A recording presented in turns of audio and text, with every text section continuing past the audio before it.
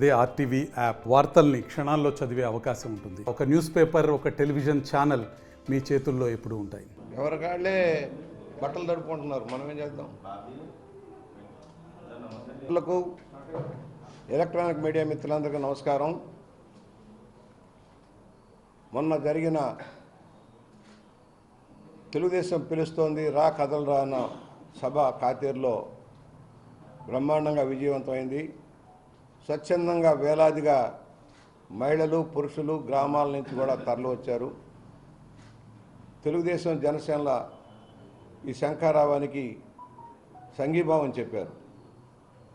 రాష్ట్రంలో జరుగుతున్న పరిణామాల మీద చర్చించడానికి, ప్రభుత్వ వైఫల్యాల మీద ఒక వేదికగా ఈ కార్యక్రమం నడిచింది. దీనికి సహకరించిన అందరికీ కూడా మా ధన్యవాదాలు. ఎండ తీవ్రంగా ఉన్నా కూడా ఆ రోజున అందరూ కూడా సహకరించారు. ఈ సభ విజయవంతం చేయడంలో అనేక మంది నాయకులు, కార్యకర్తలు కృషి చేశారు. వారందరికీ అభినందనలు. ఎందుకు ఈ సభలు విజయవంతం అవుతున్నాయి? ఎక్కడ పెట్టినా ప్రతి జిల్లాలో ఈ కార్యక్రమాలు నడుస్తున్నాయి. స్వచ్ఛందంగా ఎందుకు తరలి వస్తున్నారు? ఇది ప్రభుత్వ వ్యతిరేకతకు నిదర్శనం కాదా? ఎవరి వాహనాలు వారెక్కి ద్విచక్ర వాహనాల మీద, ఆటోల్లోనూ భారీగా ఉత్సాహంగా తరలి వస్తున్నారంటే ఆ స్పందన దేనికి నిదర్శనం? రాష్ట్రంలోని అసమర్థ అవినీతి ప్రభుత్వానికి వ్యతిరేకంగా సంఘటితమవుతున్న ప్రజలు ఇవాళ తెలుగుదేశం, జనసేనల పార్టీలకు మద్దతు ఇస్తూ ముందుకు వస్తూ ఉన్నారు. ఎక్కడ చూసినా వేలాదిగా, లక్షలాదిగా తరలి వస్తూ ఉన్నారు. మరి ముఖ్యమంత్రి గారి సభకి డబ్బులు ఇచ్చి బలవంత పెళ్లిలాగా వాలంటీర్ని ద్వారా బెదిరించి, పథకాలు రద్దవుతుందని హెచ్చరించి, డ్వాక్రా మహిళల్ని, ఆశా వర్కర్ని, అంగన్వాడికి బెదిరించి జనాన్ని తీసుకొస్తే వాళ్ళు మధ్యలోనే లేచిపోతూ ఉన్నారు. ఖాళీ కుర్చీలు దర్శనమిస్తున్నాయి. 3 జిల్లాలకు కలిపి ఒక మీటింగ్ పెడితే అట్రప్లాప్. అంటే ప్రజలు ఏమనుకుంటున్నారో రాష్ట్రంలో ఇది ఒక నిదర్శనం. వాగాడంబర ప్రకటనలు చేయటం, అమలు చేయని వాగ్దానాలు చేసి రాష్ట్రాన్ని నిర్వీర్యం చేసిన వ్యక్తి జగన్మోహన్ రెడ్డి. ఒక శాడిస్ట్ మనస్తత్వంతో రాక్షస పరిపాలన చేస్తూ ఉన్నాడు. తన కార్యకర్తలను రౌడీలుగా, వీధి రౌడీలుగా, బ్లేడ్ బ్యాచ్లుగా మారుస్తూ ఉన్నాడు. దాడులు చేస్తూ ఉన్నారు.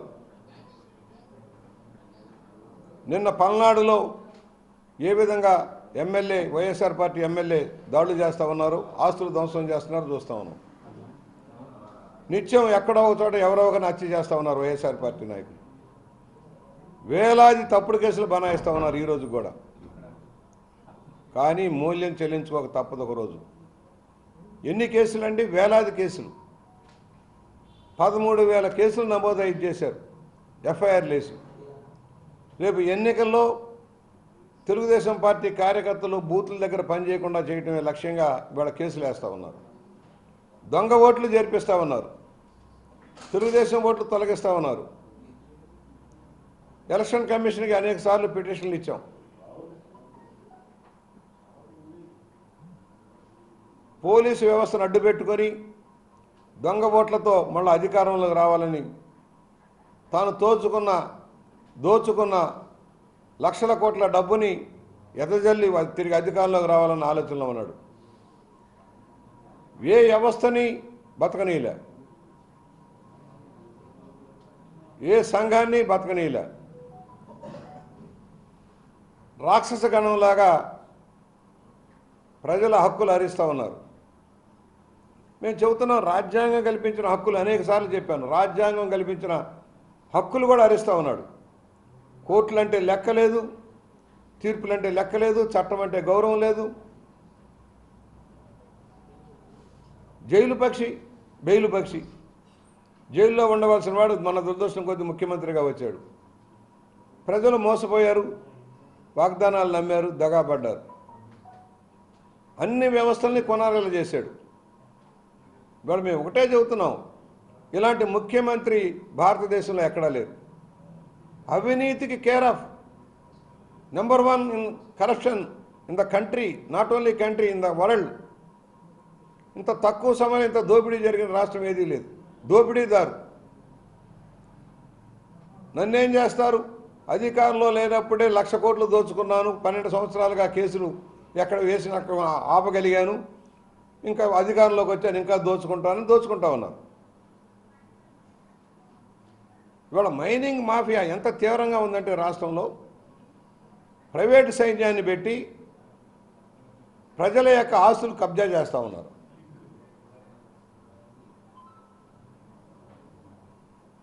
అధికార గణాన్ని తన తాబేదారులను పెట్టి ప్రైవేటు సైన్యానికి అప్పచెప్పి దోపిడీ చేస్తూ ఉన్నారు. ఒక భారీ కుంభకోణం ఇసుకలో కావచ్చు, గ్రావెల్లో కావచ్చు, మట్టిలో కావచ్చు. యథా రాజా తదా ప్రజ. ముఖ్యమంత్రి గారు భారీ స్థాయిలో కొడుతుంటే చిల్లర మల్లరంతా ఎమ్మెల్యేలు, ఎంపీలు, మంత్రులు కొట్టేస్తూ ఉన్నారు. నేను అడుగుతా ఉన్నా, ముఖ్యమంత్రి గారు 4.5 సంవత్సరాలుగా అవినీతి పరులుగా ఉన్న మీ ఎమ్మెల్యేలు ఎలా సహించారు? ఈరోజు మీరు ముద్రేస్తూ ఉన్నారు. ముఖ్యంగా దళితులు, బీసీలని ఇంటికి పంపించేస్తూ ఉన్నారు. అవినీతి పరులుగా ముద్ర వేసి, అసమర్థులుగా ముద్ర వేసి, ప్రజల్లో చల్లని మనుషులుగా చిత్రీకరించి మీరు వాళ్ళని సీట్లు బదలాయింపు చేయటమో ఇంటికి పంపడమో చేస్తూ ఉన్నారు. నీ సామాజిక వర్గాన్ని గురించి నువ్వు మాట్లాడు. నీ అవినీతి పరులైన నీ సామాజిక వర్గం నువ్వు మాట్లాడు. నీ గురించి ఏమనుకుంటున్నారో ప్రజలు సర్వే చేయించుకున్నావా? నీకు భయం లేకపోతే రాజమండ్రి కార్పొరేషన్కి ఎందుకు ఎన్నికలు పెట్టలేదు 4.5 ఏళ్లుగా? ఎందుకు భయపడిపోతున్నావు? నా నియోజకవర్గంలో ఒక మండలంలో జడ్పీటీసీగా ఎన్నికైన అమ్మాయి రిజైన్ చేసి సర్పంచ్గా ఉండి మరణిస్తే ఆ సర్పంచ్కి జడ్పీటీసీకి ఎన్నికలు పెట్టలేని దౌర్భాగ్యస్తులు ఎందుకున్నావు? అంటే భయం భయం భయం. స్థానిక సంస్థలను నిర్వీర్యం చేశావు. ఇవాళ నీ సర్పంచులు రోడ్లోకి అలర్ చేస్తూ ఉన్నారు, పోరాటం చేస్తూ ఉన్నారు. నీ సర్పంచ్, నీ జడ్పీటీసీలు, నీ ఎంపీటీసీలు, నీ పార్టీ వాళ్ళు. ఈ దుర్మార్గ పరిపాలన మాకు వద్దు బాబోయ్, కేంద్రం ఇచ్చిన నిధులన్నీ కబ్జా చేశాడు మా ముఖ్యమంత్రి, 1000 కోట్లు దోచేశాడని వాళ్ళు చెప్తున్నారు. మేము చెప్పడంలే, మేము అడుగుతా ఉన్నాం. కేంద్రం ఇచ్చే నిధులన్నీ నీ బాబుగాడు సొత్తా? ఎందుకు పంచాయతీలకు, మున్సిపాలిటీకి ఇచ్చిన నిధులన్నీ కూడా పక్కదారి పట్టించావు? నువ్వేవో గాలికి పోయే పేలపిండిలాగా నువ్వు తెచ్చిన 1,00,000 కోట్ల అప్పులు ఏం చేసావో చెప్పట్లా. అభివృద్ధి లేదు, పరిశ్రమలు లేవు, పెట్టుబడులు లేవు, గోబెల్స్ ప్రచారం మాత్రం మిగిలింది. నాకు ఛానల్స్ లేవు, నాకు పేపర్లు లేవని ముసలి కన్నీరు గారుస్తున్నావు. నీ భారతీయ సిమెంట్స్ ఎవరిది? నీ జగతి పబ్లికేషన్స్ ఎవరిది? నీ సాక్షి టీవీ ఎవరిది? నీ అనుబంధ టీవీలు ఎవరై? నీకు బాగా అవుతుంది 2-3 ఛానల్స్ని కూడా డబ్బులు ఇచ్చి మేనేజ్ చేస్తున్నావు కదా. ఇంగ్లీష్ వాడు నడిపే పేపర్ని తెచ్చేసి నువ్వు దాన్ని కూడా వాడుకుంటున్నావు కదా. తప్పుడు సర్వేలు రిపోర్ట్లు ఇప్పించుకుంటున్నావు కదా. ఇవాళ అరాచకవాదికి వ్యతిరేకంగా ప్రభుత్వం ఇవాళ ఈ పోరాటం ప్రజలకి అవినీతి పడిన జగన్మోహన్ రెడ్డికి మధ్య జరగబోతా ఉంది. పేదవాడట ఏమయ్యా జగన్మోహన్ రెడ్డి, నూరెలా వస్తుందయ్యా? నీ పేపర్ వాల్యూయే 4,500 కోట్లు అని చెప్తున్నారు. నీ ఎసెట్స్ వాల్యూ, ఒక్కొక్క ప్యాలెస్, బెంగళూరులో ప్యాలెస్, ఇడుపులపాయలో ప్యాలెస్, పులివెందుల్లో ప్యాలెస్, లోటస్ పాండ్లో ప్యాలెస్, విజయవాడలో ప్యాలెస్. ఎన్ని ప్యాలెస్లు అయ్యా నీకు? మా బోటాలు ఒక గుడి ఉండటానికే కష్టమైపోతున్నారు సామాన్య ప్రజలకి. నువ్వు పేదవాడివి ఎలా అవుతావు? 1,00,000 కోట్ల ఆస్తులు కూడబెట్టిన నువ్వు పేదవాడివా? పేదల సమస్యలు తెలుసా నీకు?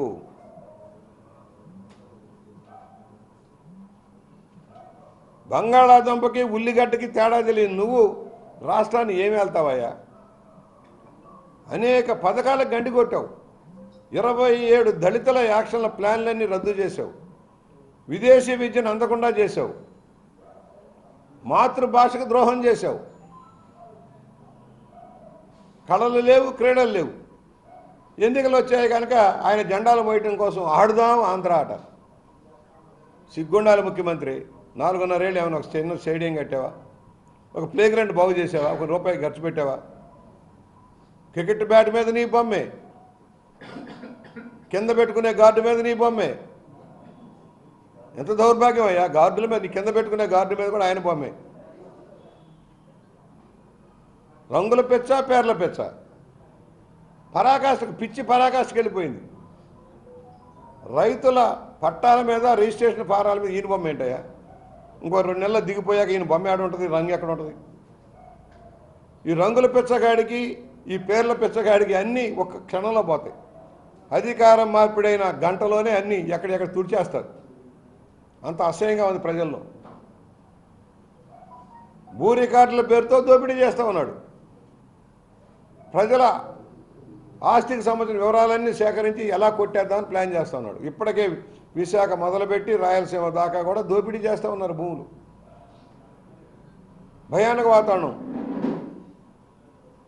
ఇలాంటి ముఖ్యమంత్రి మనం చూడలేదు, చూడబోం. బరితెగించాడు.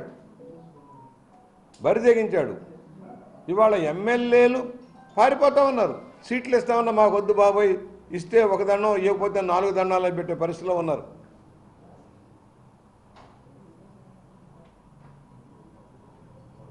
ఈయనంటాడు 90%, 99.5% పూర్తి చేశాడట. ఏం పూర్తి చేశావు? నువ్వు వేలాది వాగ్దానాలు చేసావు. నీ పర్యటనలో వేలాది వాగ్దానాలు చేసావు. ఎన్ని అమలైనాయి? నవరత్నాలట.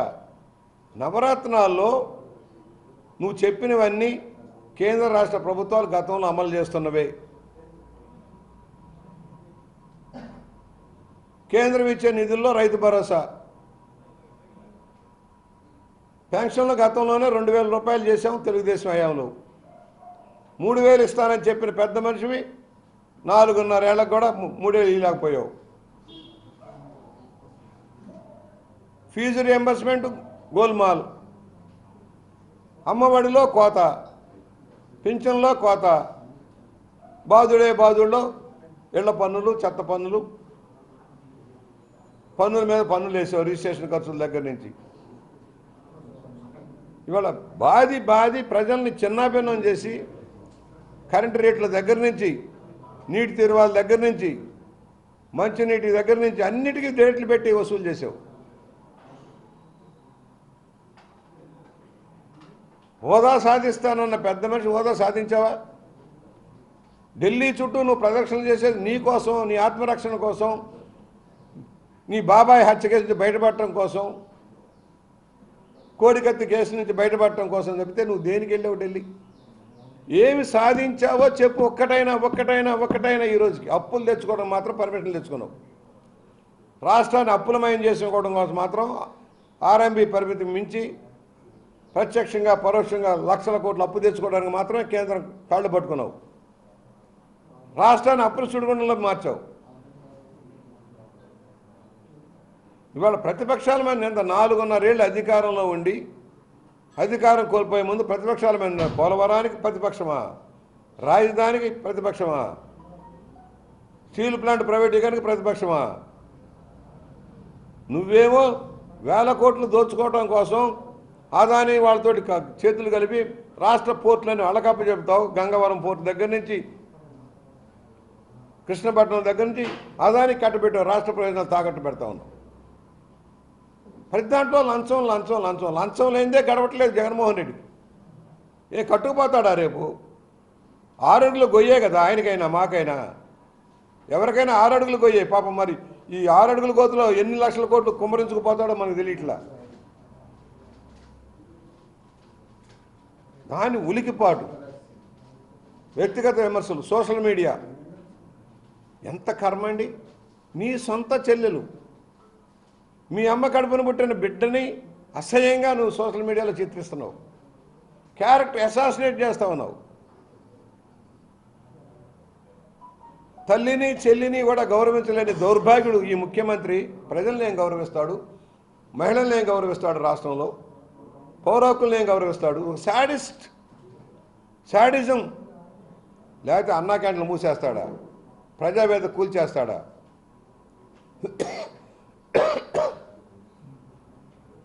పోలవరం ఈ ముఖ్యమంత్రి నిర్వాహకం వల్ల గండికొట్టుకుపోయింది.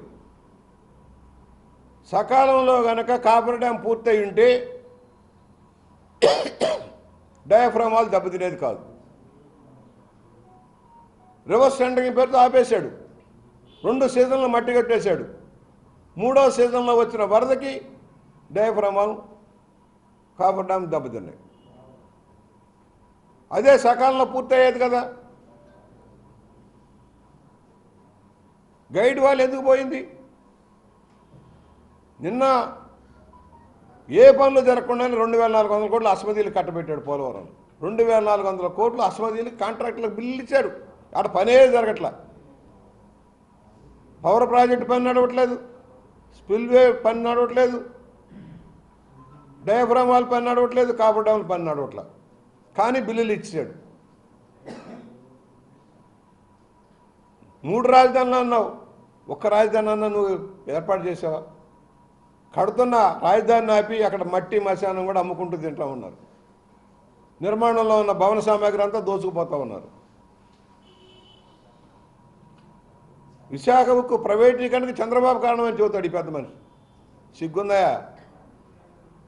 చంద్రబాబు ఆ రోజున ఆపాడు, వాజ్పేయి గారు చెప్పి ఆపించి ప్రైవేటీకరణ నుంచి ఆపేశాడు.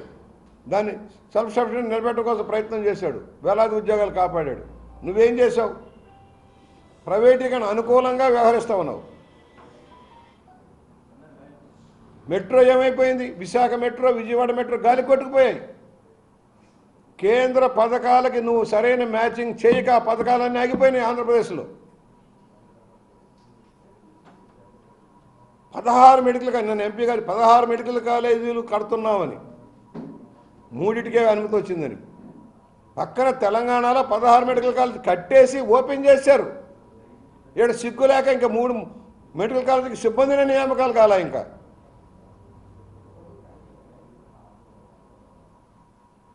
కనీసం ఎయిమ్స్ నిర్మాణం చేస్తే మంచినీళ్ళు ఇవ్వలేని దౌర్భాగ్యం, నీళ్లు ఇవ్వలేని దౌర్భాగ్యం ఉంది ప్రభుత్వం. రైల్వే ప్రాజెక్టులన్నీ గండి కొట్టేశాడు. కోటిపల్లి రైల్వే లైన్, రాయలసీమలోని ప్రాజెక్టులన్నీ గండి కొట్టేశాడు. నేషనల్ హైవేకి భూమి సేకరణ ఇవ్వక ఆగిపోయినాయి. ఇది ప్రభుత్వ నిర్వాహకం. వీళ్ళకి ఎందుకు ఓట్లు వేయాలి? ఏం చేశారు? నీ దళితులకి మోసం, బలహీన వర్గాలకు మోసం. ఒక ఆదరణ పనిముట్లు ఇచ్చావా? ఒక సెల్ఫ్ ఫైనాన్స్ లోన్ ఇచ్చావా? స్టడీ సర్కిల్కి డబ్బులు ఇచ్చావా? ఉద్యోగ నియామకాలు చేశావా? నిరుద్యోగ యువతకు దగా చేశావు. వాలంటీర్లను పెట్టి నా ఉద్యోగాలు ఇచ్చానంటావు. వాలంటీర్లు నీ కార్యకర్తలు నువ్వే చెప్పావు నన్ను మన వాళ్ళేనని. వాలంటీర్లను పెట్టి ప్రజలను భయభ్రాంతులకు గురి చేసి ఓట్లు వేయించుకోవాలని చూస్తున్నావు. కానీ అయ్యేది కాదు, పప్పులు ఉడకవు.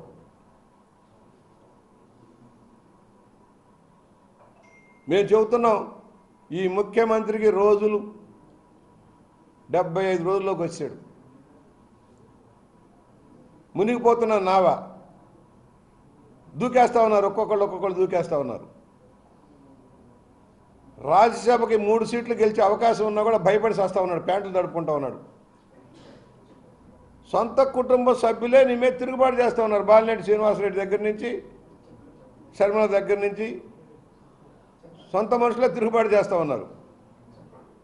మా గురించి చెబుతున్నావు, నీ గురించి ఏమనుకుంటున్నారు 80 అని ఒక మీ ఎమ్మెల్యే అడిగే దౌర్భాగ్య స్థితిలో ఉన్నావు నువ్వు. మా గురించి రిపోర్ట్లు బాగాలే, నీ గురించి ఏమనుకుంటా చెప్పమని అడిగాడు మీ ఎమ్మెల్యే, కడప జిల్లా ఎమ్మెల్యే. తలకాయ ఎక్కడ పెట్టుకుంటా పెట్టుకో.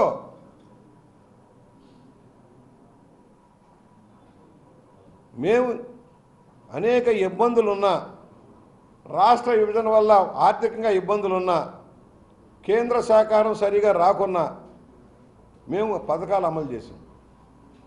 కేంద్ర ప్రాయుత పథకాలన్నిటికీ నిధులు ఇచ్చి పూర్తి చేసాం. ఎంఎన్ఆర్జీఎస్లో అద్భుతమైన ఫలితాలు సాధించాం. నువ్వేం సాధించావు? ఒక పల్లెటూరులో ఒక రోడ్డు వేసావా? ఒక కాలువ కట్టావా?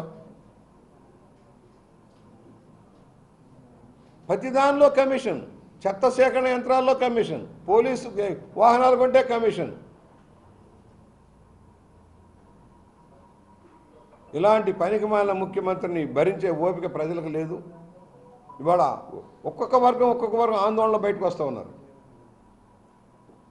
జూన్లో ఇస్తాడట, జూన్లో ఈయన ఉంటాడా? జూన్ జూలైలో వేస్తాను డబ్బులు. ఇవాళ రిటైర్ అవుతున్న ప్రజలకి, ఉద్యోగులకి వాళ్ళకి రావాల్సిన బెనిఫిట్స్ ఇవ్వడానికి చేతులు ఎత్తేసాడు ముఖ్యమంత్రి. ఇవ్వలేక 2 ఏళ్ళు ఎక్స్టెండ్ చేశాడు. నిరుద్యోగులకు ఉద్యోగాలు ఇవ్వలేదు, ఉన్న వాళ్ళకి 2 ఏళ్ళు ఎక్స్టెండ్ చేశాడు. ఇప్పుడు వాళ్ళు ఆటోమేటిక్గా 2 ఏళ్ళతో రిటైర్ అవుతున్నారు కనుక వాళ్ళకి ఇవాళ జీపీఎఫ్లు కానీ అవన్నీ కూడా ఇవ్వలేక చేతులు ఎత్తేసి ఎప్పుడు ఇస్తాడో చెప్పడట. వచ్చే ప్రభుత్వం మీద భారం మోపడం కోసం ఈ అప్పులన్నీ నెత్తిన పెట్టేస్తూ ఉన్నాడు. ఇది ఈ చరిత్రహీనులకి సమాధానం చెప్పాల్సిన అవసరం లేదు. రాష్ట్రాన్ని భ్రష్టు పట్టించి నీటి వనరులను కొల్లగొట్టి సొంత కంపెనీలకు తరలించుకుపోయాడు. ఆయన అభివృద్ధి చెందాడు. ఆయన అనుమాయులు కొంతమంది కోటీశ్వరులు అయ్యారు. మల్టీ లెవెల్లో ప్రజలు పాతాళానికి అప్పుల పారైపోయారు. నిర్మాణ రంగం కుదేలైపోయింది. పెట్టుబడిదారులు పారిపోయాడు. పరిశ్రమలు వచ్చే పరిస్థితి లేదు. ఉద్యోగాలు లేక వలసలు పోయే పరిస్థితి వచ్చింది రాష్ట్రంలో. ఏమని చూద్దాం ఈ గొప్ప నుంచి? ఈ బాకారాయలు మాట్లాడతారు స్థానికంగా. పాపం ఆయన ఉలిక్కిపడ్డారు. నిన్న ఉలిక్కిపడ్డారు. గుళ్ళు గోపురాలని, గుడి లింగాలను కూడా మింగే స్థాయిలో ఉన్నారు మన వైఎస్ఆర్ పార్టీ నాయకులు. ఇలా చరిత్ర చెప్పాలంటే చాలా పెద్ద అవుతుంది. నేను అడుగుతా ఉన్నాను, ఒక ఆయన అంటాడు రాజమహేంద్రవరాన్ని నేనే కనిపెట్టా, నేనే సృష్టికర్తను అంటున్నాడు.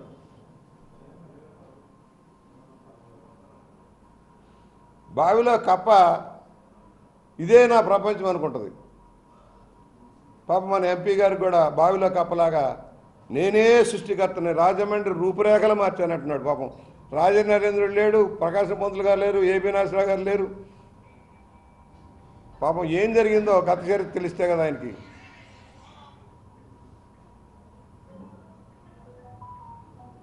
రాజమండ్రి దాటి నువ్వు బయటికి వెళ్ళా.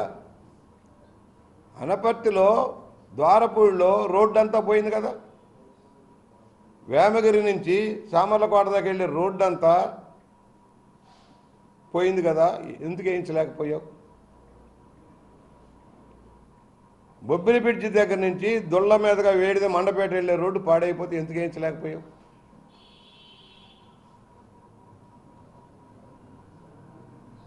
ఏడీబీ రోడ్డు,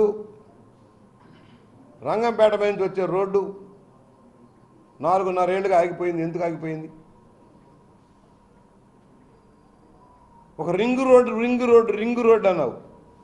బూరుగుపూడిలో భూములు కొనిపించడానికి రింగు రోడ్డు వస్తుంది, రింగు రోడ్డు మధ్యలో ఈ పేట వస్తుందని చెప్పావు. రింగు రోడ్డు ఏదయ్యా రింగు రోడ్డు? ఎంపీ గారు రాజానగరం నుంచి బూరుగుపూడి మీదుగా గోదావరి మీద కొత్త బ్రిడ్జ్ అన్నావు. రాజానగరం నుంచి పొట్టిలంక దాకా రింగు రోడ్డు అన్నావు. ఏదయ్యా రింగు? ఎక్కడున్నా రింగు?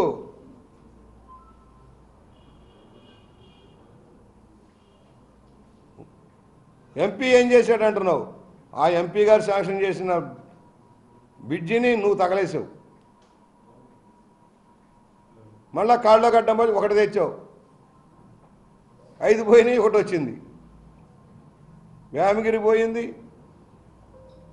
దివాన్ చెరువు పోయింది, లాలా చెరువు పోయింది, కడిపిలంక పోయింది. నేను సాధించాను. బొమ్మలు వేసాడు. అప్పుడే అయిపోయిన ఫ్లైఓవర్లు. మీరు నడిచేస్తున్నారు ఫ్లైఓవర్ మీద. ఆయన బొమ్మలు వేసి ఫ్లెక్సీలు వేసాడు కదా. నడిచిపోతున్నారు అందరూ. బ్రిడ్జి మీద వాహనాలు వెళ్ళిపోతున్నాయి. ఇంకా 5-6 నెలలకు కూడా అది పూర్తవుతుందో లేదో నాకు తెలియదు. ఆయనే డిజైనర్. 36 పిల్లర్లతో బ్రిడ్జ్ అన్నాడు. నేను చెప్పలే, ఆయనే చెప్పాడు కదా. 36 బ్రిడ్జిలతో పిల్లర్ వస్తుంది. మరి 8 పిల్లర్లు ఏమన్నాయి ఆడ? మిగతా పిల్లర్లు ఏమైపోయినాయి? ద్వారపూడి బ్రిడ్జి మీద నడిచే పరిస్థితి లేకపోతే అక్కడ ఎందుకు కాస్త ప్యాచ్ వర్క్ అన్న చేయించలేకపోయావా ఎంపీ? నిడదవోలు బ్రిడ్జి 4.5 ఏళ్ళుగా ఎందుకు ఆగిపోయింది? రైల్వే ఓవర్ బ్రిడ్జి అంత పనిమంతుడు అయితే ఇవన్నీ ఎందుకు సాధించలా? తెలుగుదేశం హయాంలో శాంక్షన్ అయిన ఎయిర్పోర్ట్ ఎక్స్పాన్షన్ ఇవాళ నేను సాధించానంట.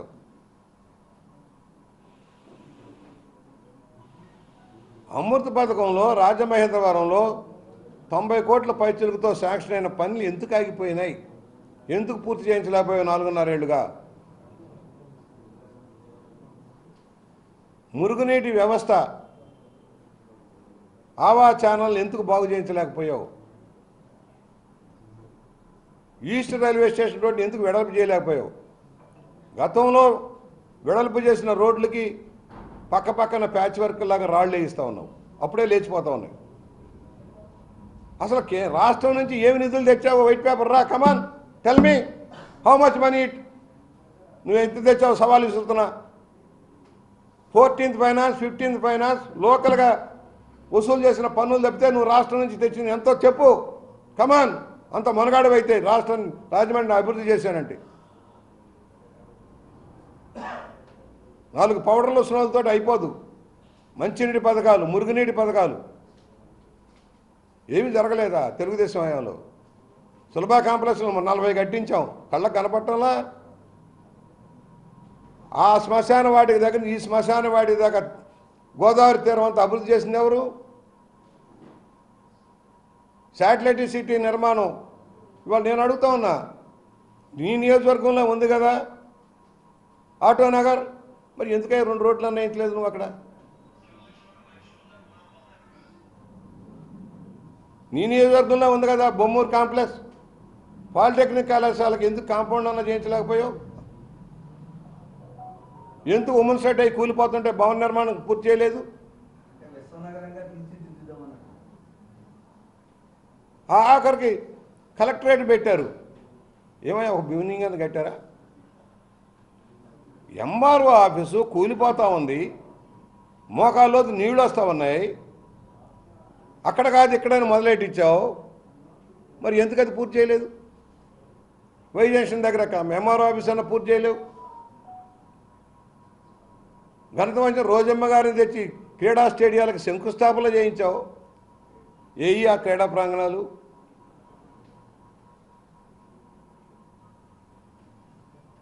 నాగులచెరువు బజార్ స్టేడియంలో పనులు మొదలైతే ఆగిపోయినాయి, ఎందుకు పూర్తి చేయలేకపోయావు? ఏంటి నువ్వు చేసిన అభివృద్ధి? రూపురేఖలు మార్చాడట, 4 రంగులు వేస్తేనే అయిపోద్దా?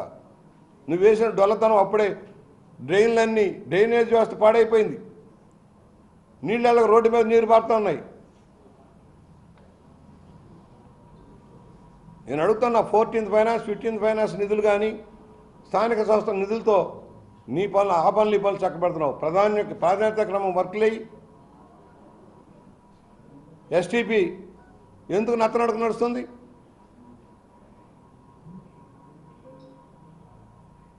గోదావరిలో మురుగు మళ్లింపు చేయిస్తానన్నావు, ఎందుకు చేయించలేకపోయావు? గోదావరి ప్రక్షాళన అన్నావు,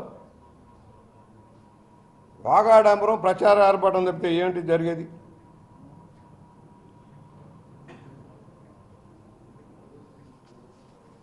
ఇళ్లకు సంబంధించి yes there is a lot of corruption in housing Jagananna colony, lot of corruption. Ring road అని చెప్పి వంకబెట్టి బూరుగుపూడిలో మునిగిపోయే భూముల్ని ఎందుకు కొనిపించావు? ఆ రోజు కలెక్టరేట్ సబ్ కలెక్టర్ ఆఫీస్లో నేను చెప్పా, కలెక్టర్ ఇది తప్పు, ఇది కరెక్ట్ కాదు, ఈ ముంపు ప్రాంతం 45 సంవత్సరాలుగా నేను చూస్తూ ఉన్నాను, ముంపు ప్రాంతం కాదు ముంపు ప్రాంతం కాదు, రింగు రోడ్డు వస్తుంది అని చెప్పి భూములు కొనిపించావు. ఇవాళ ఒక్కళ్ళకైనా వాళ్ళకి ఇల్లు కట్టారా? అక్కడ పట్టా చేతికి ఇచ్చారా? నువ్వు ఇచ్చిన పట్టాలు ఎక్కడ? నాలుగు గీసుకోవడానికి కూడా పనికిరాలా. ఎన్ని ఇళ్ళు కట్టారు? బూరుగుపూడిలో ఎన్ని వేల మంది కేటాయింపు చేసావు?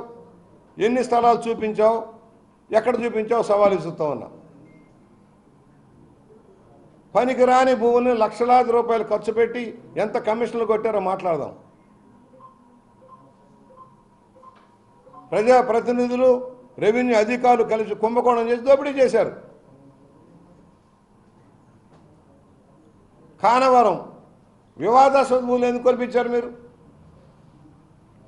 కానవరంలో ధవళేశ్వరం వాళ్ళకి వాళ్ళందరికీ కేటాయింపు చేశారు 26 కిలోమీటర్లు. ఒక పట్టాన్న చూపించారా? ఒక రోడ్డు అన్నా వేశారా? వెలుగుబందలో ఎన్ని ఇళ్ళు ఇచ్చారు? ఎంతమంది కట్టారు? దగా కాదా? 6,000 పైచిలకి ఇళ్ళు టిట్కో ఇళ్ళు కడితే ఎంతమందికి ఇవాళ మీరు ఇళ్లలో పెట్టారు? వాయిదాల మీద కట్టుకోవాల్సిన డబ్బుని ఒకేసారి కట్టమని, కట్టలేని వాళ్ళు వీళ్ళు క్యాన్సిల్ చేసి మీ కార్యకర్తలు అమ్ముకోవడం నిజం కాదా? మీ వాటాలు ఎంత?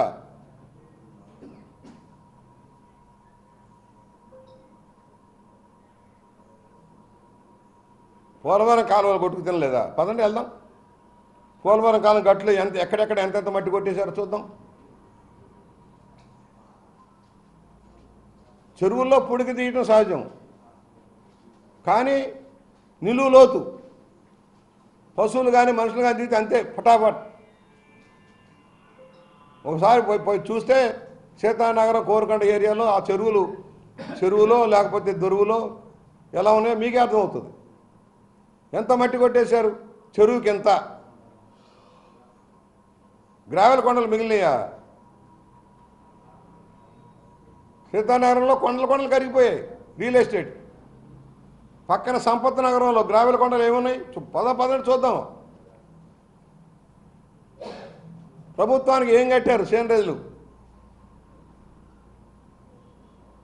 కడీం మండలంలో వేమగిరిలో ఇళ్ల స్థలాలకి కేటాయించిన భూమిని కొట్టుకు తిన్నారు.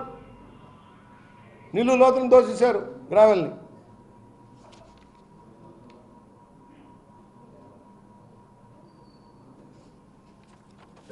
నేనే సాధించా అనే వాళ్ళకి ఒకటే గుణపడం.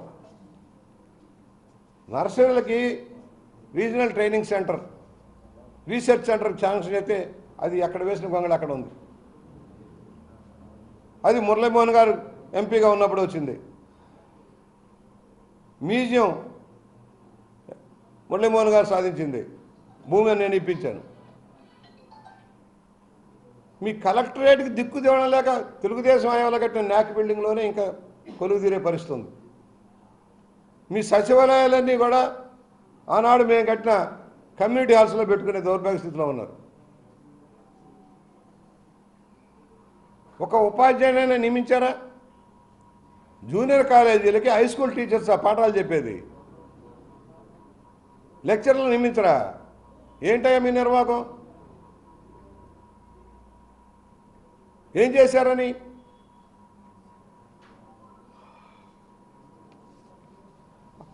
ఆయన ఎవరో ట్రాన్స్ఫర్ మీద వచ్చాడు పాపం ఒక ఆయన.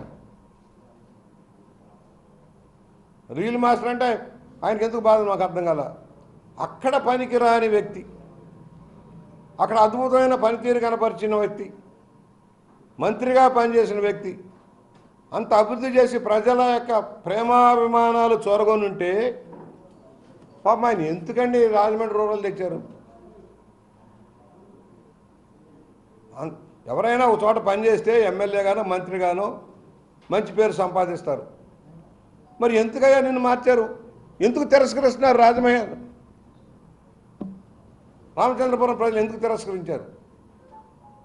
నీ మీద ఎందుకు ఆరోపణలు వచ్చినాయి? అక్కడ మీ కొలీగ్ మీ పార్టీ వాళ్ళే ఎందుకు ఆరోపణలు చేశారు? మాట్లాడుతూ ఉలికిపాటు. అవినీతితోటి, అక్రమాలతోటి, మట్టి మశానం గ్రావెల్ అన్నీ దోపిడీ చేసి ఇసుక ర్యాంపులు పర్యావరణానికి వ్యతిరేకంగా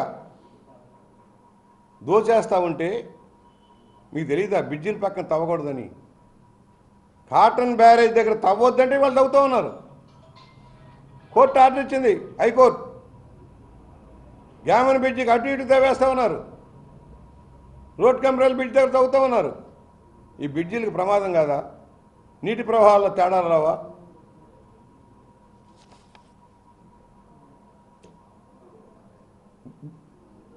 వేమగిరి ర్యాంపులో ఎంత దవ్వుతున్నారో వాళ్ళకే తెలియదు. కొన్ని వేల ట్రిప్పులు, లెక్కాపత్రం లేదు, ఎవడు సమాధానం చెప్పడు. ఇలాంటి వాళ్ళకి మనం సమాధానం చెప్పాలని నేను అడుగుతా ఉన్నా. ఒకటే చెబుతున్నాం, అవినీతిలో అగ్రగణ్యులుగా మంత్రులు ఎమ్మెల్యేలు ఆరితేరిపోయారు. ఆ డబ్బుతో రేపు ఎన్నికల్లో రావడానికి ప్రయత్నం చేస్తారు. వాగ్దానాలన్నీ భంగం చేసి ప్రజల నెత్తిన శటకోపం పెట్టి నిర్వీర్యం చేశారు. గోబెల్స్ ప్రచారం చేసి అధికారంలో రావాలని కోరుకుంటూ ఉన్నారు. అది చెల్లదు. సోషల్ మీడియాలో ఏ విధంగా దుర్మార్గంగా వ్యవహరిస్తున్నారో, దుర్మార్గ ప్రకటనలు చేస్తున్నారో మనం చూస్తున్నాం. ముఖ్యమంత్రి గారు is a liar liar liar. భారతదేశంలో ఇంత అబద్ధాలు కోరు ముఖ్యమంత్రిని మనం చూడలేము, చూడబోము. నోరు తెరిస్తే అబద్ధం, మాట్లాడితే అబద్ధం. పోలవరం గురించి అబద్ధాలు చెబుతాడు, పట్టిసీమ గురించి అబద్ధాలు చెబుతాడు, మెట్రో గురించి అబద్ధాలు చెబుతాడు, స్టీల్ ప్లాంట్ గురించి అబద్ధాలు చెబుతాడు, రాజధానుల గురించి అబద్ధాలు చెబుతాడు.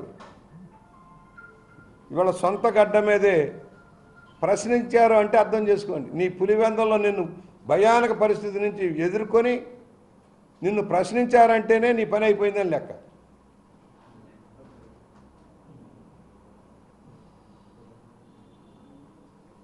హెచ్చరిస్తున్నాం. 75 రోజుల్లోకి వచ్చేసింది మీ గడువు.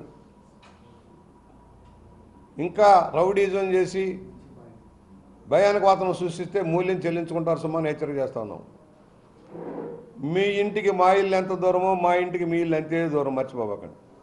మీరు చేసే అరాచకానికి చెక్ పెట్టడమే కాదు, తగిన మూల్యం చెల్లించేలాగా చేస్తాం. సహనం, ఓర్పు మాకుంది మా పార్టీకి. మీరు ఇలాగే చెలరేగి హింసాత్మకంగా రాష్ట్రాన్ని మారిస్తే దాన్ని ప్రతిఘటించగల శక్తి తెలుగుదేశం జనసేనలకు ఉంది. తస్మాత్ జాగ్రత్త, తస్మాత్ జాగ్రత్త. మరొకసారి వాగాడమ్మలతో మాట్లాడే వాళ్ళందరికీ ఇదే సమాధానం. పబ్లిక్గా మాట్లాడదాం. సవాల్ రాజమహేంద్రవరం అభివృద్ధికి సంబంధించి ఏమీ జరగలేదు, తెలుగుదేశం హయాంలో జరగలేదు, మేమే ఏదో చేసామని సవాల్ ఇస్తుతా ఉన్నా. ఆనాటి నుంచి నేటి దాకా నేనున్నాను. 4 సార్లు ప్రాతినిధ్యం వహించాం, 3 సార్లు కార్పొరేషన్. ఏమేం చేసామో చెప్పడం నేను సిద్ధంగా ఉన్నా. 4 రంగులేసి రంగుల రాట్నం చూపించి ఇదే అభివృద్ధి అంటే మాట్లాడటానికి మేము సిద్ధంగానే ఉన్నాం.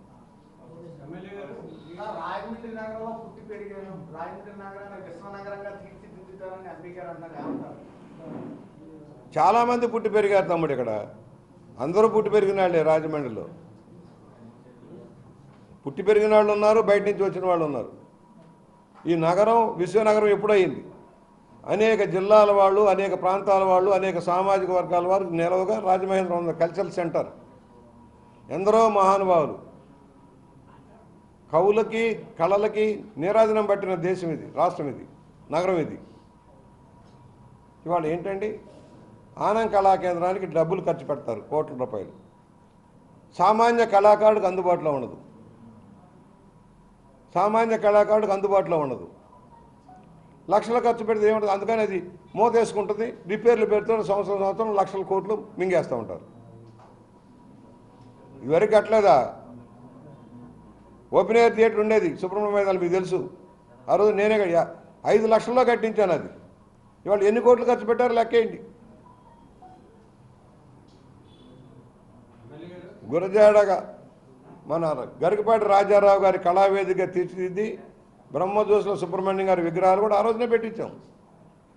పుష్పాలకు నేను చేయించాను. ఇవాళ ఎన్ని కోట్లు ఖర్చు అవుతున్నాయి? కంబాల చెరువు ఎన్ని కోట్లు ఖర్చు పెట్టారయ్యా? మీ సరదాలకి, సోకులకి రాజమండ్రిలో చాలా పేటల్లో రోడ్లు వేయాలి. ఇంకా గోతులు మేము రోడ్లు పూర్తి చేయాలి, డ్రైనేజ్ చేయాలి, ముంపు ప్రాంతాల నుంచి రక్షణ కల్పించాలి, రేవులు శుభ్రం చేయాలి. అవి ఏమీ లేవు. వేస్ట్ మేనేజ్మెంట్ ప్లాంటే నడపలేని దౌర్భాగ్యతలో కార్పొరేషన్ ఉంటే ఇంక ఎలాగా? మురుగునీటి శుద్ధి కేంద్రాలను కూడా నడపలేని స్థితిలో కార్పొరేషన్ ఉంటే మీ పెత్తనం, మీరు ఏం చేసినట్టు, ఏం అభివృద్ధి చేసినట్టు? పరిశుభ్రమైన నీరు ఇవ్వాలి, పరిశుభ్రమైన వాతావరణం ఉంచాలి, డ్రైనేజ్ వ్యవస్థను అభివృద్ధి చేయాలి, రోడ్లు అద్దంలాగా ఉండాలి. ఒక 4-5 రోడ్లు చూపించేసి ఇదే మా రాజమహేంద్రవరం, ఇదే మేము చేసిన గొప్ప అంటే చాలా ఉన్నాయి చేసినాయి. ఫ్లైఓవర్కి కేంద్ర ప్రభుత్వం డబ్బులు ఇవ్వకపోయినా నా సొంత నిధులతో కడుతున్నాను అని ఎంపీ గారు అంటారు, ఏమంటారు? కేంద్ర ప్రభుత్వం నిధులు లేదా? ఎంత ఇచ్చాడో చెప్పమనండి. ఆయన సొంత డబ్బులతో కడుతున్నాను. అదే ఒక ఆయనేమో రోడ్డు నా సొంతంగా వేస్తానని చెబుతాడు, సీతానగరం రోడ్డు. ఒక ఆయన బ్రిడ్జి నేనే కట్టానంటాడు, ఒక రాజమండ్రి నేనే నిర్మించానంటాడు. ఎంత కట్టాడో చెప్పమని, ఎక్కడ తెచ్చి పెట్టాడు, ఎంత డబ్బు పెట్టాడు చెప్పమని, పబ్లిక్ అని చెప్పమని. సార్ రాబోయే ఎలక్షన్లో మీరు ఎక్కడికి పోటీ చేస్తారు? పార్టీ ఎక్కడ నిర్దేశిస్తే అక్కడే, పార్టీ ఏ ఆదేశం ఇస్తే అదే ఆదేశం. ఎక్కడ పోటీ చేస్తానో మీ అందరికి తెలియదు కాదు. Thank you. మరిన్ని వీడియోస్ కోసం ఛానల్ ని సబ్స్క్రైబ్ చేయండి, లేటెస్ట్ అప్డేట్స్ కోసం వాట్సాప్ ఛానల్ ని ఫాలో చేయండి అండ్ లింక్ డిస్క్రిప్షన్ లో ఉంది.